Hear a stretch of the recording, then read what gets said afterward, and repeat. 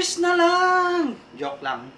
So, yun po, magandang gabi po, no? So, ngayon po ay tayo po ay magsusort ulit ng itlog ng pugo. Ayan. Ito pong mga collection po natin ay mga fertile eggs po to. Ayan, pakita natin. Yan! Ito po ang collection natin ngayong hapon. Meron pa ako doon nakita. No, mamaya na natin kukunin yun, no? So ito po, marami tayong orders ng fertile eggs, no? At bukas may 180 pieces. Sabi ko nga gawin ng 200, magbigay tayo ng 20 na free, no? Para sarado para sarado 1,000 pesos, no?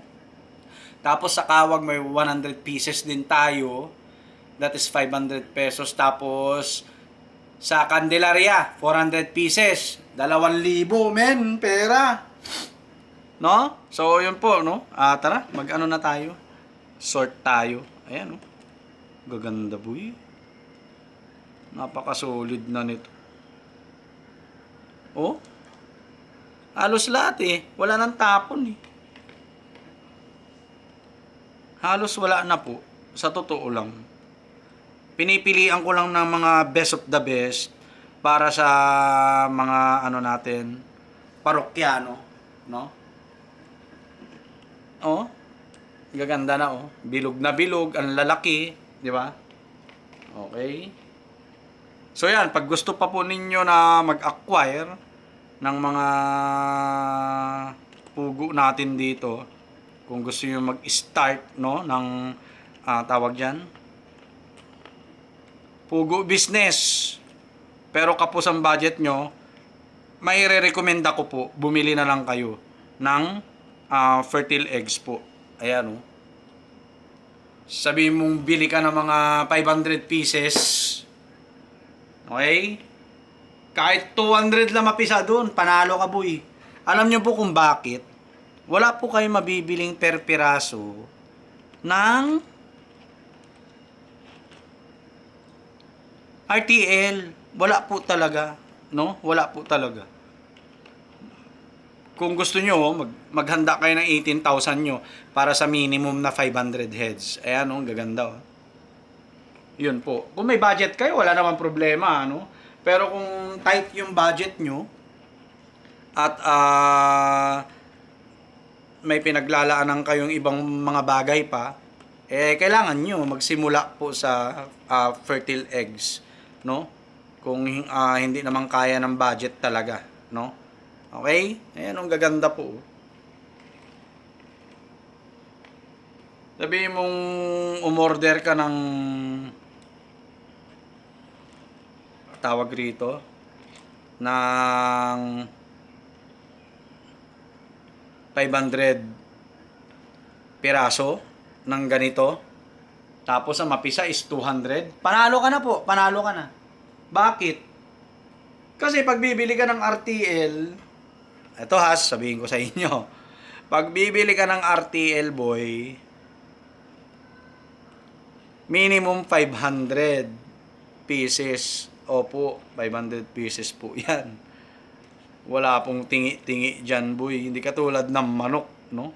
Hindi katulad yan ng manok na pwede mong itingi-tingi, no? 3 piraso, ganyan. Wala pong ganun sa pugo business. Wala po. No? Wala po talaga. Kailangan bumili ka ng 500 heads, no? Pero pugo na 'yun.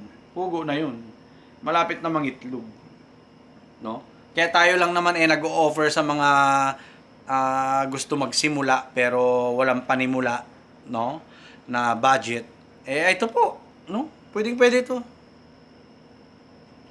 Pwedeng-pwede niyo po 'tong pagtiyagaan, no? Nga lang, hindi natin magagaranti po, ha? Na, ayan, oh. Na lahat mapipisa. Kasi, baka mamaya may nag-i-expect, no, na pag bumili sila ng fertile eggs po sa atin, matik mapipisa lahat. Walang ganun, no? Walang ganun. Kung tayo naman po ay may experience sa pagbili ng mga fertile eggs ng manok, ng itlog ng pugo, alam nyo naman po yan, no? Alam nyo po yan. Kaya, yun. Sugal din po to, sugal din. Ako nga, sa katotohanan, no? Sa almost 400 plus ko na-incubate na itlog, nasa 200 plus lang po yung may laman. Talo ba ako doon? Hindi. Sa palagay ko, hindi. Kasi bakit? Mas less yung pinampuhunan mo eh. Doon ka na mag-i-start.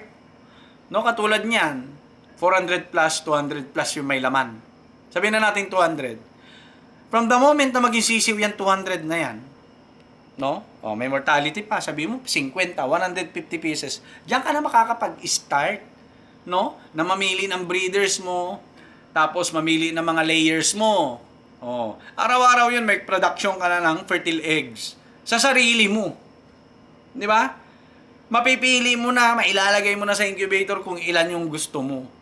Actually, maximum 6 days ang viability ng fertile eggs ng pugo, no? At akin gagawin ko 5 days lang po, no? Okay? So nasa pag-aano po 'yan, no? Sa tawag rito. Ito pa pala, pwede pa. Nasa aalaga po 'yan, no? At saka sa goal ninyo, no? So, yung 150 or 200 heads na napapisa nyo, wala kayong mabibiling ganun sa mga breeder. Minimum 500 heads po sila. Kaya napakaswerte mo. Kapag doon sa binili mong fertile eggs, ay nakapagpapisa ka ng kahit kalahati, or sabi mo na 40 to 50%, naging sisiw na palaki mo. Panalo ka na po, panalo ka na. Kasi makakapag-start ka na mag-breed ng sarili mo, makakapag-start ka ng makakuha ng mga fertile eggs na ganito, no? At tuloy-tuloy na po 'yun. Tuloy-tuloy na po ikaw na maglo-load ka na lang sa incubator katulad ko, no? Tapos magpapapisa na lang. Ayan po, no? Kaya 'yun po, no? Be thankful din kung talagang may mapipisa, no? Kaya masaklap kapag at least 0% walang laman, no? As in, not fertile yung itlog. Yan, pwede ka magreklamo, no? Pwede ka magreklamo po doon sa napagbilhan mo ng fertile eggs. Pwede po, no? Pero kapag sinasabi natin na halimbawa